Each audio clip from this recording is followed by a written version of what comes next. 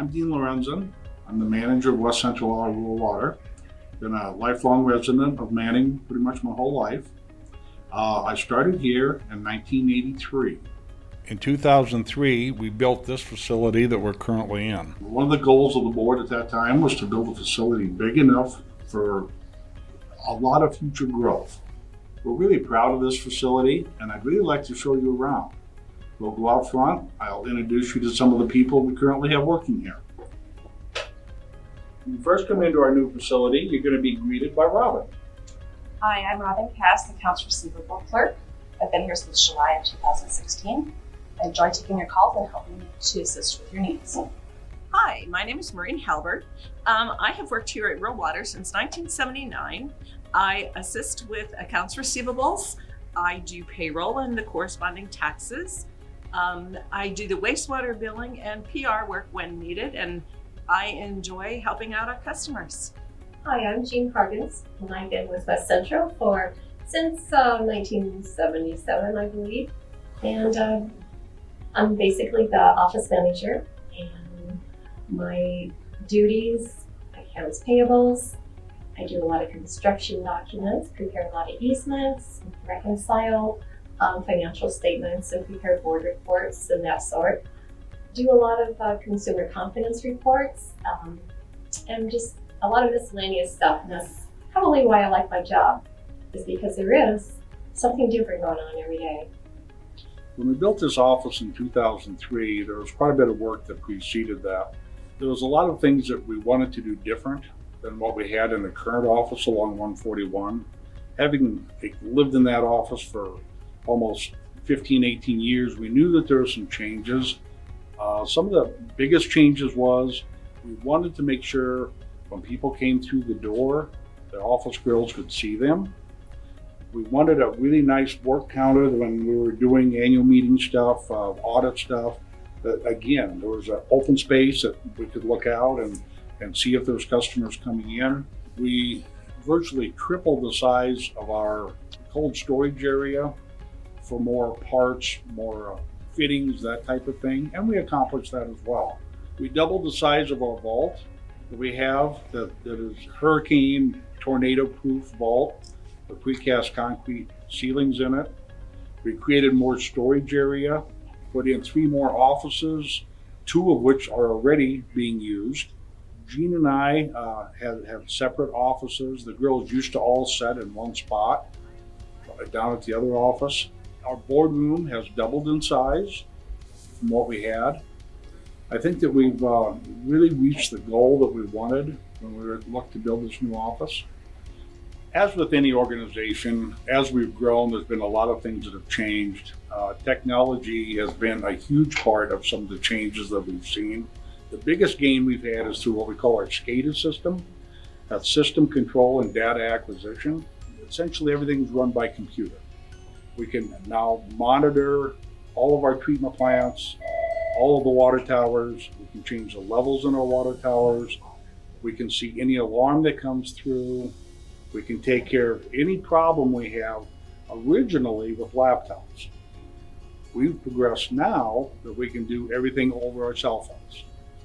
And that's made a huge difference. Back in the day when you were on call, you had to virtually stay home and wait for a phone call to see if something was going to go wrong. Now you got your phone with you, take care of any problem that we have. Another obvious technology improvement that we've had is in our billing. When we started originally, everybody had a coupon book. People went out, read their own meter, logged down what they wrote, did the math, sent it in, and then we billed off of that self-billing. Now we have what we call radio read, where we go out and actually read the meters. There's a transceiver that we put in the pickup, and we just drive around the country, and the radio signal goes out to the meter, wakes the meter up, the meter sends a signal back. It's all in the computer, flash drive. We give it to billing. Robin takes care of it, plugs it in, starts spitting people bills out, all on a sheet. The bills are then out. From there, Robin sends it to a third party to actually do the billing, mail out. which is saving us thousands of dollars a year. When we first started, everything was measured by hand from center of road. Center of road never changes. Wherever we put a pipeline, center of road is what we measured from. Well, inspectors were short, contractors moved fast, a lot of information didn't get logged down, but we went to everything with GPS now, which is not new technology, and we've been doing it for a number of years. But that's another part of technology that's really been a huge asset to us in finding our pipelines when Tyler's call in, etc. Today, in the year 2020, we serve 3,500 customers through 1,900 miles of pipeline. We serve 13 small communities. We actually have 3 subsystems: our Nishnabotna system, our Boyer subsystem, and our Denison subsystem. Within the encompassing area, there's 11 water towers and 5 different booster stations. The Nishnabotna system is pretty much south of Highway 30. The Boyer system is north of Highway 30 and east of the Boyer River, and our Denison subsystem is along Highway 59 and west of the Boyer River. Throughout our distribution system, at our booster stations and our treatment plants, we have backup generators giving us redundancy in power when power fails. We feel this is very important to keep water to our customer during prolonged outages. We have a total capacity of 3,500 gallons a minute between Denison and the 2 treatment plants to serve this entire area. We are a public water supply. We have a public water supply ID number. We are governed by Iowa DNR, and they do watch over public water supplies very close. When I started, there was a basic set of contaminants that we had to test for. We do routine bacterial samples out in the system. I think when I started, we only took 3 or 4 per month. I think totally within our systems now, we take something like 50 a month, which is driven by the number of customers, which have increased. If we have had a violation, it's due to a missed sample or something like that. But we've always, in the back of our minds, and our goal has been to provide a quality water.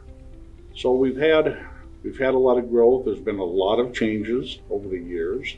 You can see that from the time and effort that was put forth then until where we're at today, in 50 years, it's amazing how the rural water system has grown. We appreciate the leadership and dedication of the past and present board members, and we look forward to the future visionaries of West Central Iowa Rural Water Association.